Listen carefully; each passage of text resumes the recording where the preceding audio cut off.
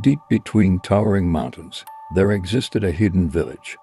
A place that didn't seem to have a name, yet the people who knew it called it the Land of Silence.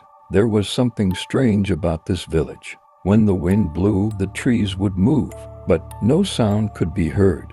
People spoke, but their voices never reached the air. It was as if sound itself had disappeared. One day, a young man arrived there. His name was Adil. He came from a busy city, a world filled with noise, chaos, and endless voices. But Adil wasn't searching for noise anymore. He was searching for peace, and somehow his journey brought him here. As he stepped into the village, something felt off. The air was calm, too calm. A few villagers looked at him. They smiled, but no one said a word. Adil tried to speak, "Hello," but nothing. No sound came out. His expression changed instantly. Confusion turned into fear. What is happening here? Just then, an elderly woman walked toward him.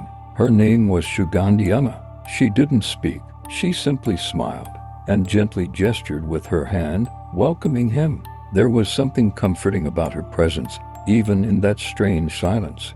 She led Adil through the quiet paths of the village and stopped in front of an old house. The door creaked open. Inside, everything felt frozen in time. Dust floated in the air, and in the center of the room, there was a book, an old worn-out book. Adil slowly walked toward it. He picked it up. On its faded cover, a sentence was written: "Where sound is lost, the soul begins to speak."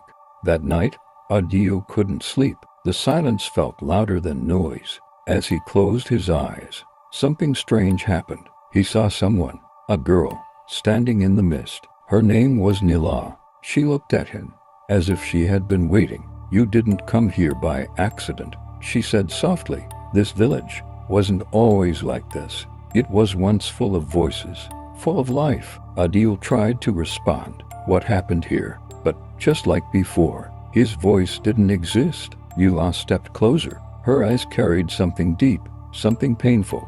And then she said, "This village lost its sound when people stopped listening to each other." Adil stood frozen. Her words echoed, even in silence. Before he could understand more, the dream faded, and everything went dark. The next morning, Adil woke up, but one question remained in his mind. What really happened to this village?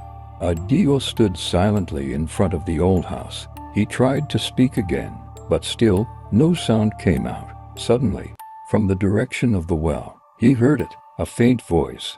"Adil." He turned quickly, but there was no one there. You all looked at him and said softly, "Now it has noticed you," and everything went silent again. That was the moment he understood. This silence was not normal. Continues in part 2.